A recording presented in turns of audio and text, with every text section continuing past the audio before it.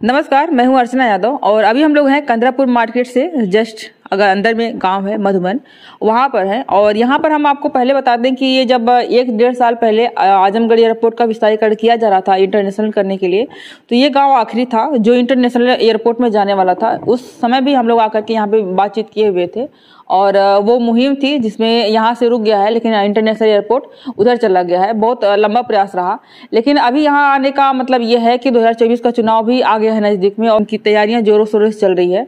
तो हमारे साथ में भाई साहब हैं, किसी पॉलिटिकल कैरियर तो नहीं है इनका, लेकिन एक आम आदमी है और थोड़ा सा किसी एक पर्टिकुलर पार्टी से भी होते हैं, तो वो हम बाद में बताएंगे। पहले एज ए आम आदमी हम बात करते हैं कि जो देश में चीजें चल रही है उस पर इनका क्या पॉइंट ऑफ व्यू है। सबसे पहले परिचय दीजिए, नाम क्या हुआ? विपुल राय शरद। अभी जो मोदी जी आ रहे हैं, शुरुआत यहीं से करते हैं कि उनको किस तरह से देखते हैं आजमगढ़ में? मोदी जी का आना कुछ योजनाओं के उद्घाटन के लिए आ रहे हैं। हाँ। तो जो योजनाएं पहले से ही यहाँ पे पटल पे थी, जैसे अभी जो एयरपोर्ट का विस्तारीकरण था वो तो फिलहाल प्रदर्शन और विरोध की वजह से रोक दिया गया है, लेकिन जिस हवाई पट्टी पे वो अभी हवाई जहाज को कल उड़ाने के लिए आ रहे हैं, वो पहले से ही बनी हुई पट्टी है, उसको एक तरीके से संचालन करने आ रहे हैं।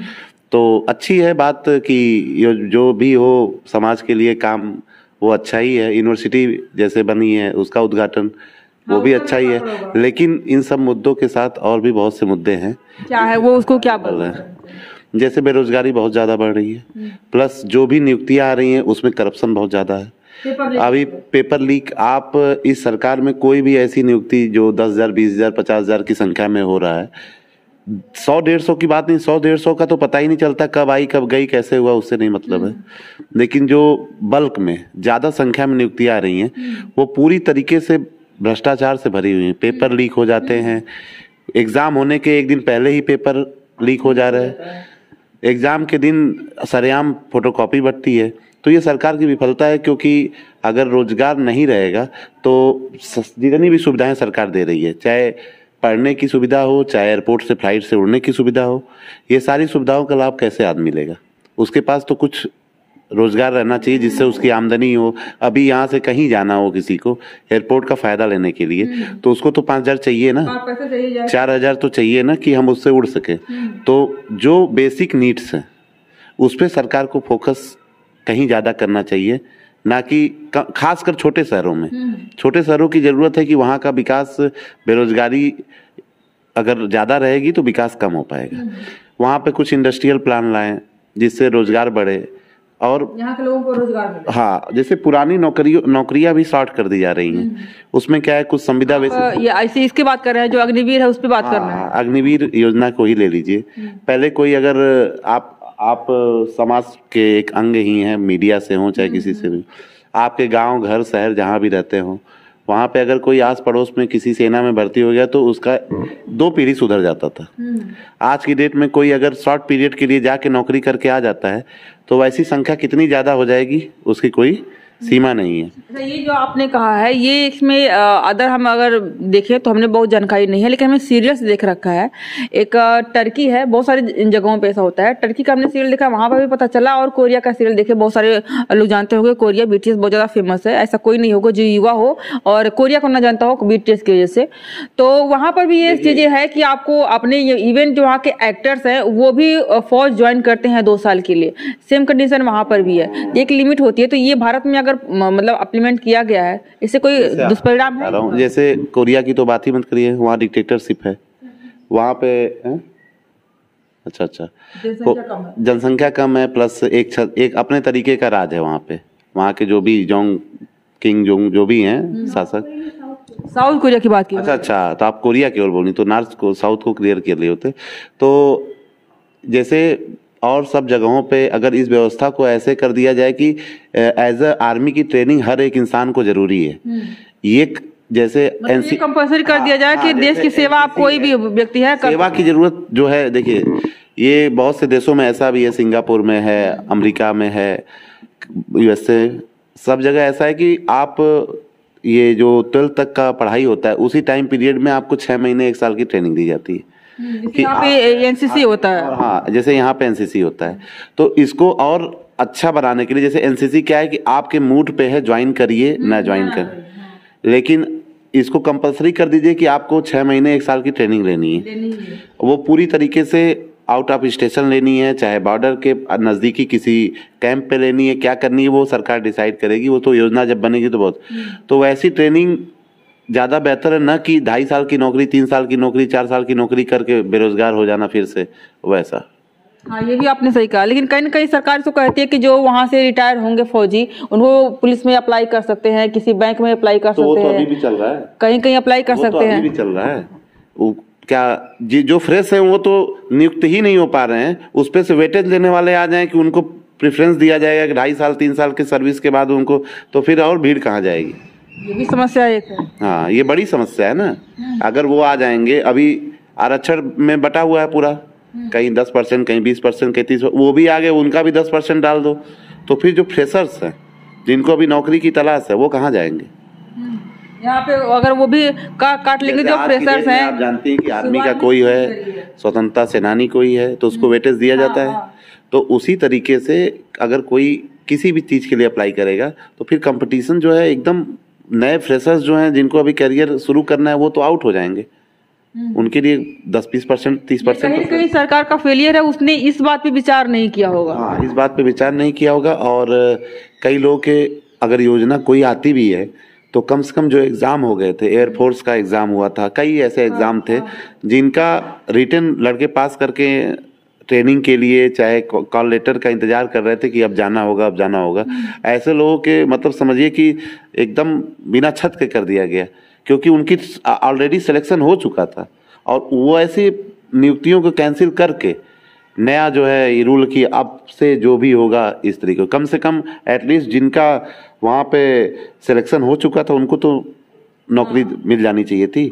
ऐसे हमारे गांव के आसपास 10 ऐसे बच्चे हैं, बस गांव के आसपास बता रहे हैं, जिनका सिलेक्शन हो चुका था, बस वहाँ पे जाना था ज्वाइनिंग के लिए, ट्रेनिंग के लिए, जो भी प्रोसेस होता है, ये सारी चीज़ एकाएक कैंसिल करके आज वो उनकी तो 3 साल हो गया लगभग 2 साल पहले तो अनाउंस हुआ था, 2 साल से वो फिर नई तैयारी में जुटे हैं। फिर वो तैयारी करके किसी चीज़ के लिए अप्लाई करने जाएंगे, वो फिर कैंसिल कर दी जाएगी।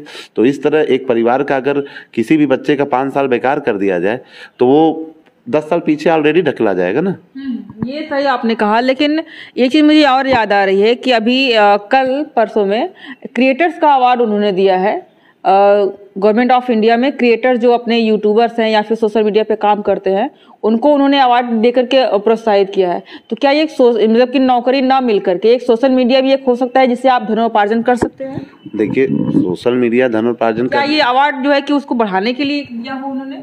देखिए, जो भी टीवी मीडिया पे फोकस होने वाली चीजें हैं उसको ये सरकार बहुत बेखूबी से करती है। और अगर मीडिया को अवार्ड दिया उन्होंने और अगर सम्मानित किया है तो ये तो अच्छी बात है, क्योंकि क्रिएटर्स को, कोई भी क्रिएटर्स हो, तो ये तो अच्छी बात है, क्योंकि अगर वो ईमानदार हैं तो बढ़िया है। या तो फिर कुछ ऐसी मंशा रहो कि फिर ये हम अवार्ड दिए हम ही को प्रमोट करेंगे, ये भी चीजें हो सकती है कि हमारा गुणगान गाए।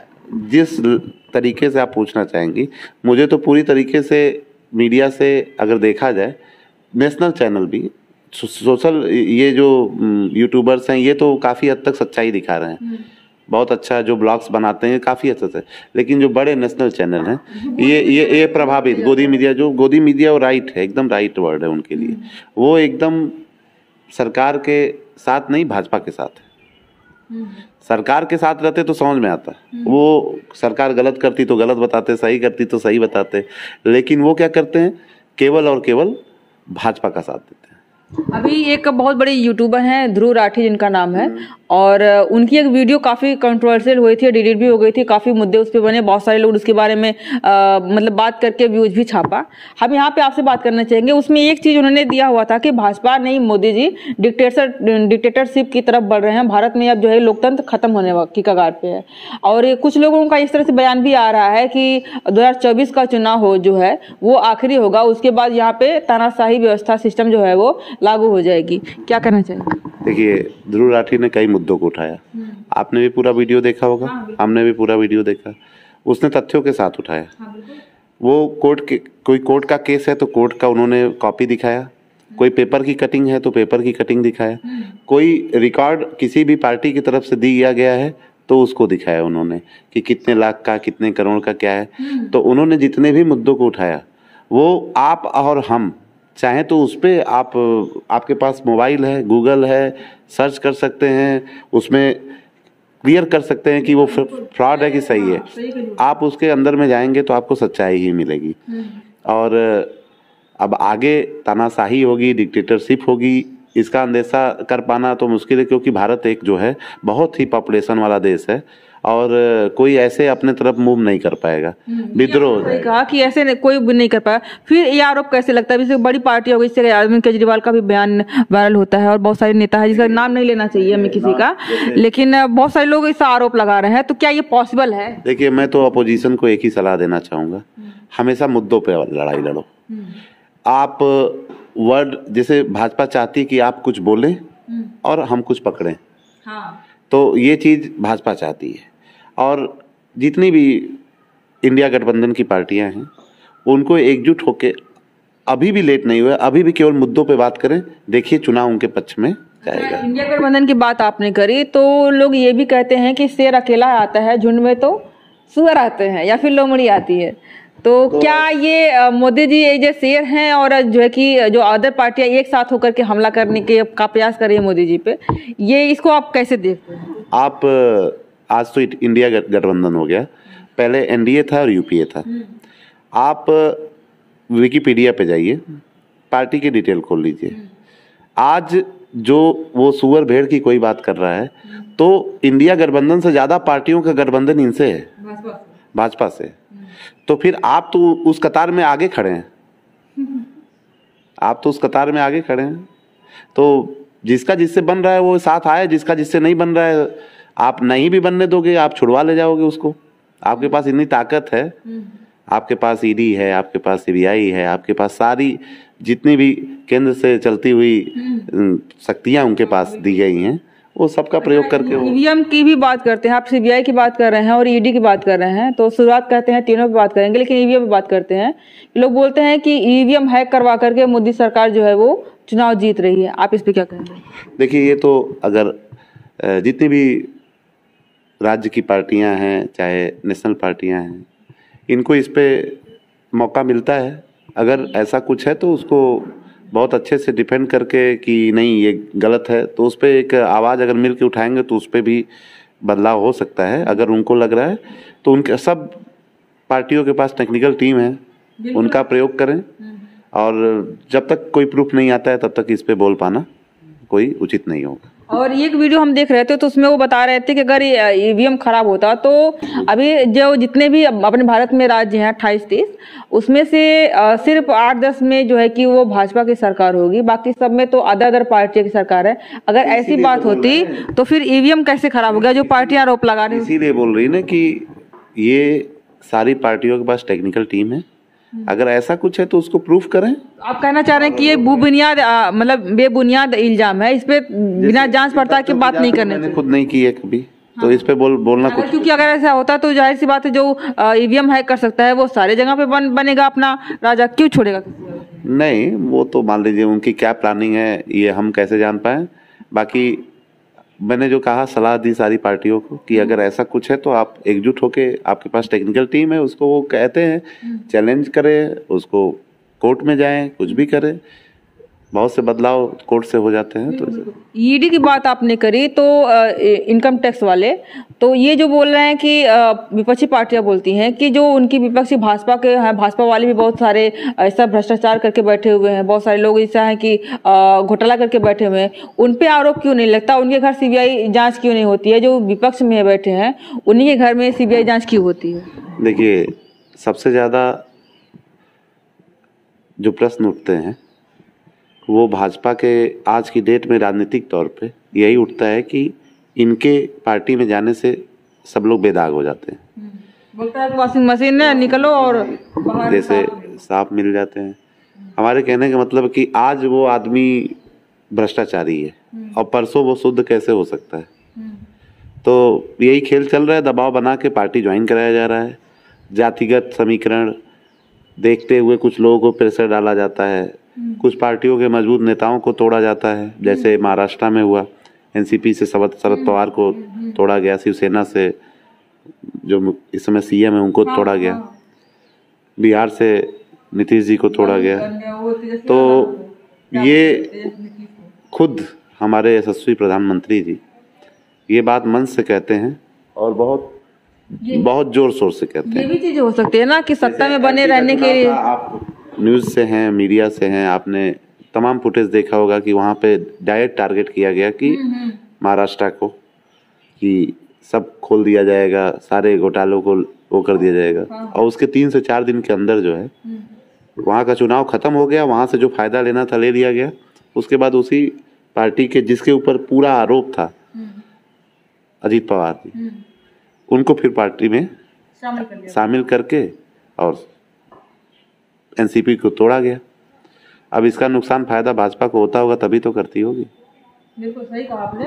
तो अभी अखिलेश यादव की बात कर लीजिए, क्योंकि आप भी कहीं ना कहीं सपा के हैं और पीछे आप देख रहे हैं झंडा दिख रहा है। तो सपा में ऐसी क्या खासियत देखते हैं, क्योंकि आप एक जनरल में आते हैं और शुरुआत यहीं से करेंगे। पीडीए का नारा अखिलेश यादव ने लगाया हुआ था, तो आप जनरल होकर पीडीए में कैसे शामिल होंगे और सपा में कैसे? जैसे अखिलेश, ये तो मीडिया ने बता दिया, बहुत हवा उड़ा दी। नहीं, पीडीए तो उनके मैंने पोस्टर जैसे ठीक है, फोटो के साथ साथ उतना ही बड़ा पीडीए भी लिखा हुआ है। अगर उन्होंने ये नारा दिया था तो अगर उनके मन में अगड़े और सामान्य के लिए अगर जगह नहीं होती तो वो मंच पे आके फिर बोलते नहीं। तो इसीलिए उन्होंने आके मंच पे साफ साफ बोला कि अगड़ा शामिल है इसमें। और कि वो तो ये से अल्पसंख्यक था। अगर उनको पीडीए, अगर उनको दलित, पिछड़ा और अल्पसंख्यक को नाराज करना रहता तो ये नहीं बोलते। वो सब एक साथ अगड़ा इसलिए आके बोले कि आप जानिए कि आप भी हैं, ऐसा नहीं है कि हमारे से कोई परे। अगर उनको केवल इससे फायदा रहता तो वो क्यों बोलने ही आते, बोलते हाँ मैंने बोला है कि पिछड़ा, दलित, अल्पसंख्यक, वो क्यों क्लियरिफिकेशन देने आते। तो हो सकता है ना कि उनके पार्टी में भी बहुत सारे लोग ऐसे हैं जो जनरल में आते हैं, है ना। तो ये भी उनको लगा होगा कि नहीं भाई हमारा नाम क्यों नहीं ले रहे हो और हम भी तो तुम्हारी पार्टी में हैं। नहीं, तो अगर ऐसा भी सोचे हो तो बहुत अच्छी बात है, कम से कम सोचे हैं तो ये बहुत अच्छी बात है। भाजपा तो कहती है कि हम चारों वर्गों के साथ में लेकर चल रहे हैं। भाजपा कैसे क्या कहती है, क्या सोचती है, वो आप भी अच्छे तरीके से जान रही होंगी। भाजपा बस यही कहती है कि किसी तरह तोड़ो मरोड़ो जोड़ो। हाँ, आजमगढ़ की बात की जाए, क्योंकि हम लोग आजमगढ़ के हैं, तो आजमगढ़ की बात की जाए, निरहू भी है एक तरफ, यादव है और एक तरफ अखिलेश यादव भी है। अखिलेश यादव तो यहाँ से चुनाव लड़ेंगे नहीं, क्योंकि वो उनको विपक्ष में बैठना है योगी जी के साथ में। यहाँ पे कोई दमदार फेस ही रखेंगे, क्योंकि वहाँ बनारस में मोदी जी हैं, यहाँ पे निरहुआ है, और ऐसा कोई दमदार फेस रखेंगे जिसकी वजह से चुनाव में थोड़ा सा माहौल हैवी हो। क्या लगता है कौन आएगा और कितना टफ होगा कंपटीशन? देखिए, लड़ाई तो केवल भाजपा से, क्योंकि भाजपा सत्ता में भी है और दूसरी सबसे बड़ी पार्टी यहाँ समाजवादी पार्टी है। हाँ। और आजमगढ़ में तो सबसे बड़ी पार्टी समाजवादी पार्टी है और सपा का गढ़ भी है। तो यहाँ तो जीत पहले से डिक्लेयर है समाजवादी पार्टी का, इसमें कोई दो राय नहीं। और जीत कितने लाख से होगी बस उसका आप लोग इंतजार करिए। क्या लगता है कि मतलब दो के दोनों सीटें सपा की ही आने वाली है? जी, दोनों सीटें सपा। अब चुनाव के आकलन में आप आजमगढ़ की केवल बात की है तो इस पे तो मैं बहुत दावे के साथ कह सकता हूँ कि एक तरफ निरहू जी हैं और वो कहते हैं कि मैंने 1.5 सालों में वो काम करके दिखाया है कि जो पिछली बार में यहाँ से मुलायम जी थे उन्होंने जो नहीं किया, और उसके पहले जो अखिलेश यादव थे उन्होंने ऐसा कुछ भी नहीं कर पाया होगा जितना मैंने 1.5 सालों में करके दिखाया है। क्या करना चाहेंगे, इस पे कुछ परिवर्तन लग रहा है 1.5 सालों में? देखिए, निरहू जी का हम बताते हैं। निरहू जी जब तक शूटिंग चलती है तब तक आजमगढ़ को टाइम देते हैं। उनको थोड़ा सा लगा कि मेरा टिकट कट जाएगा तो आजमगढ़ छोड़ के भाग गए। हमको ऐसा नेता नहीं चाहिए जो वक्त आने पे पहले से ही डिसाइड कर ले कि हमको छोड़ के भाग जाना। अच्छा यार, जहाँ पर आपने शूटिंग की बात करी है, तो जहाँ पे बात करने जाओ लोग कहते हैं कि नचनिया पदनिया है या फिर नचिया गवैया है या फिर जाकर के हीरोइन को नचवाए। तो ऐसे भी पार्टी में बहुत सारे लोग हैं, चाहे सपा की बात करें चाहे भाजपा की बात करें, बहुत सारे ऐसे नेता हैं, ऐसे अभिनेता हैं जिन्होंने पॉलिटिक्स ज्वाइन कर लिया है और अच्छे खासे जीत भी रहे हैं और संसद में, विधानसभा में जाकर के बैठ के अपना प्रदर्शन भी कर रहे हैं। तो फिर निरहुआ को ही लोग इस वे में और नजर से क्यों देखता है? देखिए, कोई कलाकार है, किसी का प्रोफेशन क्या है, उस पर टिप्पणी करना कोई बहुत अच्छी चीज नहीं है। बट लेकिन जब आपको जनता ने जो पद दे दिया उस पद के साथ जो है आप पहले उस पद के हो जाइए, दूसरे नंबर पे हो जाइए, क्योंकि ये जनता के द्वारा चुना गया, वो आप अपने से चुने हैं। और दोनों चीज को मिला के चलना, आप कहे कि शूटिंग हुआ, भीड़ लग गई, हमारा प्रमोशन हो गया। वहाँ पे भीड़ लगने के साथ साथ में जनता दरबार भी लगता है, लोगों की समस्याएं भी तो सुनी जाती है। जो समस्याएं सुनी जाती हैं वो बस कागज पे दिखावा ही रहता है। अब इस चीज को आप लोग कवर की होंगी, तो एक जगह शूटिंग चल रही थी इधर ही कहीं तबरपुर के आगे सखी सुंदासपुर में, एयरपोर्ट अथॉरिटी, अरे एयरपोर्ट का जब विस्तारीकरण था तो बहुत से यहाँ पे कई हजार पब्लिक जो है उसके वजह से प्रभावित हो रही थी।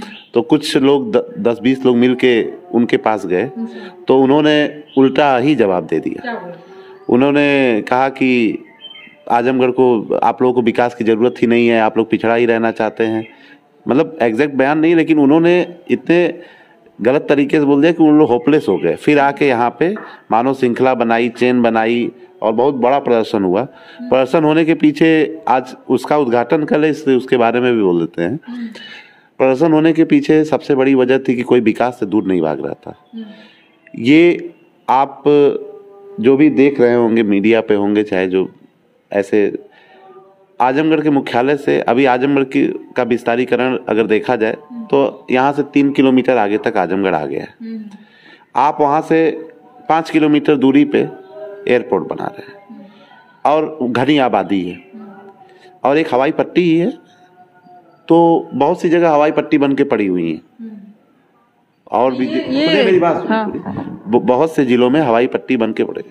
तो जरूरी नहीं कि उसी हवाई पट्टी का विस्तारीकरण करने के लिए इस जगह को ही, जहाँ पे आबादी प्रभावित हो रही है, उस समय बना तो उस जगह गवर्नमेंट की जगह खाली थी, वो बड़ा ऊसर था, तो गवर्नमेंट ने कहा कि हवाई पट्टी ही बनानी है तो यहाँ बना दो। अभी क्या है कि अभी उस समय जो हवाई पट्टी बनी होगी, अगर वहाँ पे फ्लाइट नहीं उड़ेगी, एयरपोर्ट नहीं होगा, वहाँ पे आवागमन नहीं होगा, तो हवा पट्टी किस यूज में होने? किसी भी इमरजेंसी लैंडिंग के लिए था और भी किसी आपातकाल के लिए था कि कोई आसानी पसानी, तो ये इंटरनेशनल एयरपोर्ट के लिए नहीं बनी थी।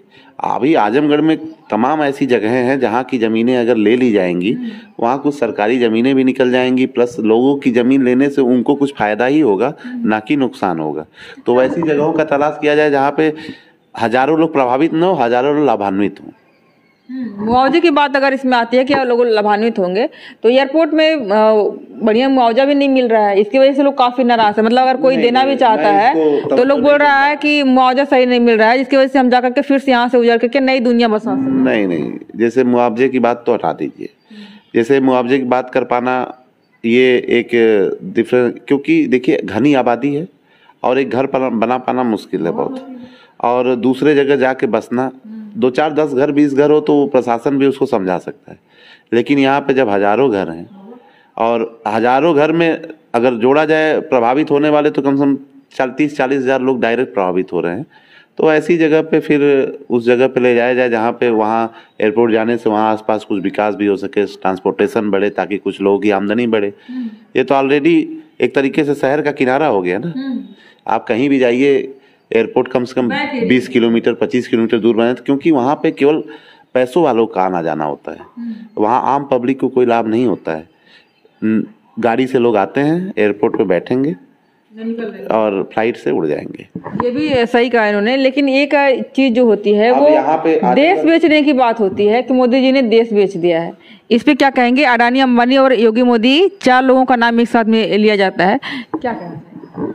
जैसे उद्योगपति बहुत से हैं और बहुत से नए पुराने, सब सारी योजनाओं को अगर एक जगह ही दे दी जाएंगी तो इसका मतलब ये बहुत बड़ी साठगांठ है उनको लाभ पहुंचाने का। तो वो लाभ पहुंचाएंगे पार्टी को, अगर ये उनको लाभ पहुंचाएंगे तो वो इनको लाभ पहुंचाएंगे। तो फिर उसमें कहना कोई गलत नहीं है कि उनके द्वारा चलाया जा रहा है। तो ये भी चीजें होती है कि बेची जा रही है। लोग एयरपोर्ट का नाम लेता है तो किसी से हम लोग बात करते हैं तो बोलते हैं कि ये होती है कि टेक केयरिंग वाली होती है, कॉन्ट्रैक्ट निकलता है किसी चीज का। तो पहले विदेश में था, किसी अलग देश में, जो कांग्रेस ने दिया हुआ था। मोदी जी ने, मतलब अडानी जी ने वो कॉन्ट्रैक्ट वापस लिया है भारत के अपने धरती का। तो इसको आप कैसे देखते हैं? मतलब कि बाहर का कॉन्ट्रैक्ट ले तो बढ़िया है कि अपने ही देश का कोई कॉन्ट्रैक्ट ले, क्योंकि देखभाल करने के लिए तो जाहिर सी बात सरकारें तो चलाती नहीं, किसी को तो कॉन्ट्रैक्ट देते ही है। ये तो बिजनेस रिलेशन है, किसका कहाँ पे काम बन रहा है, किस देश में काम। बेचने वाली बातें कहाँ से आती है? बेचने खरीदने वाली बात ये आती है कि जब जो भी PSUs हैं, भारत की नवरत्न कंपनी जो भी हैं, कोल हुआ, गेल हुआ, जो भी ऑयल कंपनियां हैं, उसका जब प्राइवेटाइजेशन होगा तो वो उद्योगपतियों के हाथों में जाएंगी और जनता को उसकी मार झेलनी पड़ेगी। जैसे आज BSNL एक एग्जांपल दे रहे हैं, सबसे नज़दीकी एग्जांपल है, यहाँ नहीं कोई कोल माइन है, नहीं कोई ऑयल का कुआं है, चाहे ऑयल रिफाइनरी वो है, चाहे गैस का कुछ है, नज़दीकी आपको या BSNL आपको इसलिए क्योंकि BSNL से सब लोग लगाव रहा है। आज प्राइवेटाइजेशन हो जाने से जियो बढ़ा और BSNL को ख़त्म कर दिया गया अपने से। तो आज की डेट में आप खुद यूजर रही होंगी और यहाँ पे जितने लोग देख रहे हैं सब लोग BSNL ही देख रहा थे। BSNL कम से कम 3 गुना 4 गुना सस्ता पड़ता था, नीचे पड़ता था। और जियो के आने से पहले तो फ्री की सिम बटी, लॉलीपॉप दिया गया। और आज की डेट में कोई भी ये नहीं कि जो 100 रुपए में पूरे महीने मोबाइल चला सके। और BSNL का जमाना था कि आप 60-70 रुपए में भी पूरे महीने मोबाइल। अच्छा, ये बात आपने सही कही, लेकिन एक वो 2000 जो यहाँ की बेसिक नीड है, जो इस देश को जरूरत है, जो सरकारी हाथों में है, रेलवे है, ऑयल रिफाइनरीज हैं, बहुत से प्रोडक्शन की और भी चीज़ें हैं, तो वो जब प्राइवेट चीज़ों में जाए तो महंगी हो जाएंगी। और जब वो महंगी होंगी तो डायरेक्ट असर पब्लिक पे पड़ेगा। तो उस किसी का घर बिकेगा, किसी का कुछ बिकेगा, तो वही तो जब जनता ही परेशान रहेगी, देश बिकना लाजमी हो जाता है। आप सही कह रहे हैं कि जो है कि BSNL की मार जो है कि जेब पे पड़ रही है। वो दौर था जब जियो नहीं आया हुआ था, अभी ज़्यादा दिन टाइम नहीं बीता है। सभी लोग जो देख रहा होगा मीडिया, अगर उसके हाथ में मोबाइल है तो सबको पता होगा उस समय जो है कि 1 GB नेट कितने का आता था। जैसे उस समय 1 GB नेट हमको लगता है कि आता होगा 100-150 का आता रहा होगा। और आज के समय कितना आता है? 300 में जब आप भरवाते हैं तो जैसे एक होता है रिसर्च एंड डेवलपमेंट, कोई भी चीज जब उसको उस पे वर्क होता है, उस पे जब इन्वेस्ट होता है पैसा, तो महंगा कौन सा हुआ? मतलब नहीं, मेरी कोई बात नहीं है, इसे लॉजिकल बात कर रहा हूँ कि जब उस पे रिसर्च होता है, टेक्नोलॉजी को हाई, पहले कंप्यूटर कितना बड़ा आता था, बहुत बड़ा, 1 रूम 2 रूम भर का आता था, आज छोटा हुआ। उस समय उसकी लागत आज की लागत से ज्यादा रही होगी। तो चीजें जब उस पे रिसर्च चलता रहता है, जब चीजें ज्यादा आसानी से अवेलेबल होने लगती तो सस्ता हो जाता है। ये तो ये तो निरंतर इस पे चलना ही है। बाहर की टेक्नोलॉजी यहाँ आएगी, यहाँ की टेक्नोलॉजी बाहर जाएगी, तो वो ऑटोमेटिकली उसके वर्क से, उस पे जो काम हुआ है कि कैसे इसको सस्ता किया जाए, उसकी वजह से सस्ता हुआ है। ऐसा नहीं कि जियो आके सस्ता कर दिया है। आप ये कहना चाह रहे हैं कि जियो को जो फंडिंग दिया गया था या फिर जियो को इस तरह का मतलब 4G में कन्वर्ट करने के लिए इसे फ्री बांटा गया 100 GB 150 GB करने के लिए, इसके बजाय BSNL को करवाना चाहिए था कि भाई हम सरकार को फंड दे, सरकार का जो BSNL है उसको बढ़ाएं और वो इस तरह से फ्री सिम दे। हम कि जैसे जो काम वो प्राइवेट होके अपने लिए किया कर रहे थे या कहीं से भी टेक्नोलॉजी किसी भी देश से आ रही थी, तो वो खुद सरकारी कंपनियां BSNL है सर, वो उस पे अप्लाई करके उसको विकसित करना चाहिए। BSNL तो खुद ही ने घाटे में चल रही है, तो उसका कहाँ? जैसे घाटे में कैसे चल सकती है जब आप उसमें जो है 40,000 लोग रहेंगे, 50,000 लोग रहेंगे और आप उनको काम हटा लेंगे उनसे एकाएक, तो उनको सैलरी देना है तो घाटे में ऑटोमेटिक हो जाएगी। काम बढ़ा दीजिए ना, काम बढ़ा दीजिए, हो सके 10-20,000 और एडजस्ट हो जाएंगे उसी में।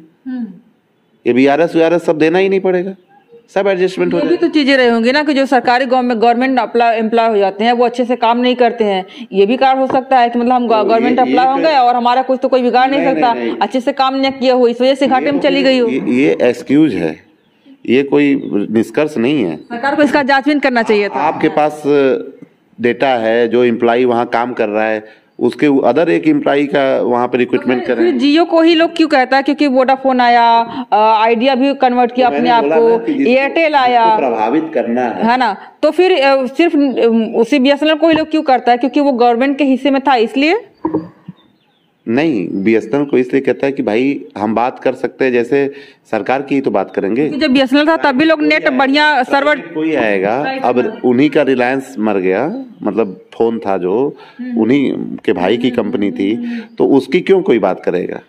क्योंकि उससे हमारा कोई डायरेक्ट वो तो है नहीं। सरकार की जो चीजें हैं वो सरकार की बात करेगा ना, अब हम कहीं कुछ खरीदने के महंगा सस्ता मिला तो उसको हम दो सामान है, कोई सस्ता मिल रहा है कोई महंगा, जो मन करे वो ले आए।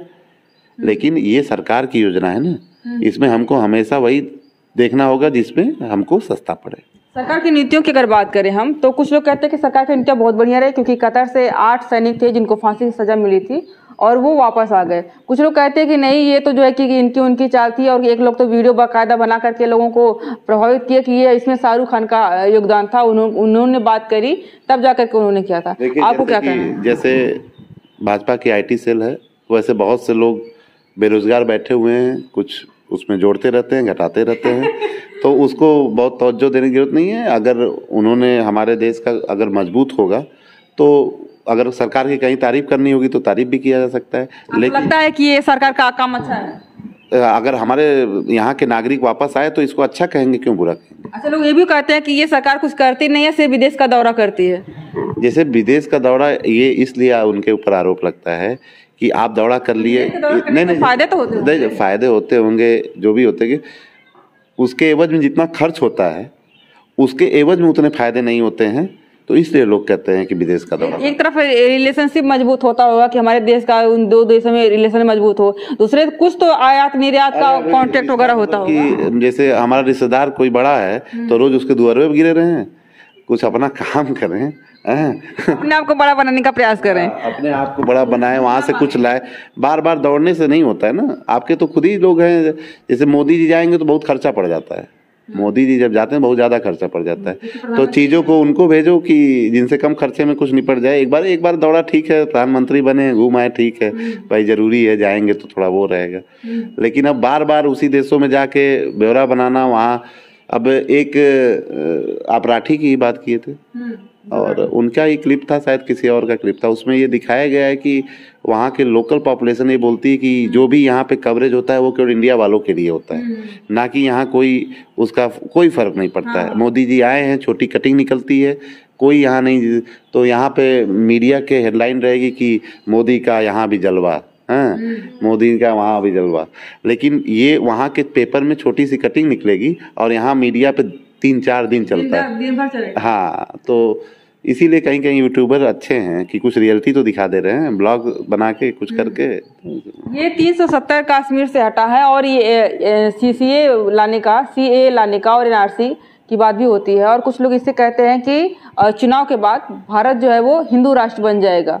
और कुछ लोग कहते हैं कि जैसे सरकारें कहती है, अमित शाह हो गए, मोदी जी हो गए, तो ये लोग कहते हैं कि देश के जो अपने नागरिक हैं उनके लिए फायदा होगा, और जो यहाँ पे घुसपैठी आए हुए हैं उनके लिए मतलब कि बाहर निकालने का एक रास्ता हो सकता है। और जो लोग कहते हैं कि ये हिंदू राष्ट्र बन जाएगा इसके बाद, चुनाव के बाद, इन सारी बातों पे क्या करें? जब चुनाव होता है तो ये मुद्दे जो हैं ऑटोमेटिक गरमा जाते हैं। प्रोपेगेंडा है गवर्नमेंट का कि क्या बोलना है, कब बोलना है, उनको पता है, वो यही बोलते हैं। 2019 के चुनाव ने कहा कि चुनाव के पहले हुआ था, अब क्यों 2024 में ही वो बात आ रही है? 3 साल कहाँ गायब थे? तो ये सब बात है। चुनाव के टाइम पे क्या रूल एक्ट है बीच में बना के आपको लाभ देना था, लेना था, कर लिए होते। और फिर ये होगा तो ये करेंगे, वो होगा तो ये करेंगे, ये करने से अच्छा उसको, आपके पास तो शासन सत्ता सब कुछ है, आप अप्लाई कर लिए होते। तो कह रहे हैं कि चुनाव के पहले ही ये लागू हो जाएगा। वो कुछ भी करें, सब चुनाव की वजह से कर रहे हैं और कोई विशेष उसमें नहीं। चुनाव से असर पड़ेगा, मतलब आम जनता को कोई फर्क पड़ेगा कि भैया ये CA ला देंगे तो इससे हमारे लिए फायदा होगा? जैसे वो तो बताए ना कि मतलब उनको हम वोट दें, वो जो हिंदू मुस्लिम ये जाति वो जाति करते हैं उनके लिए खुशी की बात होगी। जो सर समाज के बारे में सोचते हैं, भाईचारे के बारे में सोचते हैं, उनको इससे कोई फर्क नहीं पड़ेगा। अगर हिंदू राष्ट्र की बात करें तो लोगों को, बहुत सारे लोग कहते हैं कि नहीं हम लोग सेकुलर बन के रहना चाहते हैं। हिंदू राष्ट्र के बारे में क्या करना चाहेंगे? मुझे नहीं लगता है कि अभी भारत में हिंदू मुस्लिम और सिख ईसाई करने का टाइम है। अभी भारत को जो सोच थी कि चाहे कोई भी पार्टी रही हो, पहले से जो भी सरकारें चली आई, सबकी सोच थी कि जल्दी सब लोग के तन पे कपड़े हों, घर हो, मकान हो, रोटी हो, उसी हिसाब से विकसित देश बनाने पे ज़्यादा अभी हमारे भाईचारे में कोई खतरा नहीं है। और हम लोगों को इस मुद्दे को, बहुत मीडिया को भी तवज्जो नहीं देना चाहिए, क्योंकि जिस चीज़ को आप ज़्यादा दिखाएंगे उसको वो सोचेंगे कि बहुत अच्छा प्रशंसा हो रही है मेरी। तो उन मुद्दों को छोड़ के अभी बहुत से काम है, उनको कर लिया जाए। आपके अनुसार अगर कोई प्रधानमंत्री बनता है 2024 में, आजमगढ़ के लिए या देश के लिए, उत्तर प्रदेश के लिए खास करके आप अपने मानव जाति के लिए ऐसा कौन से काम होने चाहिए जो आगे आने वाले 5 सालों में हो तो भारत का अच्छा विकास हो? रोजगार सबसे, जो महंगाई पे काबू पाया जाए, और जो भी और भी सरकार से डायरेक्ट जनता को फायदा होने वाली योजनाएं हैं उनको जो है सुचारू रूप से अगर चलें तो यही कामना करेंगे जो भी बने प्रधानमंत्री अच्छा काम करेगा। ये ऐसे लास्ट क्वेश्चन में ये थोड़ा सा और जुड़ गया, राहुल गांधी को कैसे देखते हैं प्रधानमंत्री के लिए? राहुल गांधी को मौका देना चाहिए, यंग है और जिस हिसाब से उनका अपना व्यक्तित्व है बहुत ही शानदार है और उनको एक बार मौका देना बहुत जरूरी है, क्योंकि अगर नहीं कुछ कर पाए तो भाई जनता तो किसी को माफ नहीं करती है। आज इतने दिन तक मोदी जी हैं, इनको भी नहीं माफ करेगी। तो फिलहाल तो इस बार इनका करूंगा कि जनता मौका दे, यंग है, यूथ है। और अखिलेश यादव को? अखिलेश यादव हमारे पार्टी के हैं और इंडिया गठबंधन के वो हैं। अगर इंडिया गठबंधन के लोगों को जो वहाँ मेंबर बैठे हुए उन्हें लगेगा कि नहीं सबकी राह सहमति से कि ये बन सकते हैं तो वो भी प्रधानमंत्री बन जाएं। वो भी यंग हैं, उनके भी सोच आप यूपी में देख ही चुकी हैं। जो 2012 से 17 में जो काम हो चुका उसके आज 7 साल की सरकार लगभग होने जा रही है, कुछ नहीं है उसके सामने उस काम का। एक न्यूज और भी हमने देखा कि मायावती को भी प्रधानमंत्री का फेस बनाने के लिए कांग्रेस कह रही है। अब ये तो देखिए कांग्रेस गठबंधन का अपना जो भी जिस हिसाब से कांग्रेस के जो एनडीए गठबंधन है उसमें तो मायावती है ही नहीं। अब लेने के बाद हो, अभी ऑफर हो सकता है, अभी उस पर कोई बात हम जानकारी नहीं है, हमें तो उस पर कुछ कह नहीं सकते। बहुत बहुत धन्यवाद, बहुत लंबी बातचीत हो गई। तो ये रही कुछ बातें जो आपको समझ में आई हो और ना समझ में आई हो तो भी आप कमेंट करिएगा जरूर। आज के लिए बस धन्यवाद।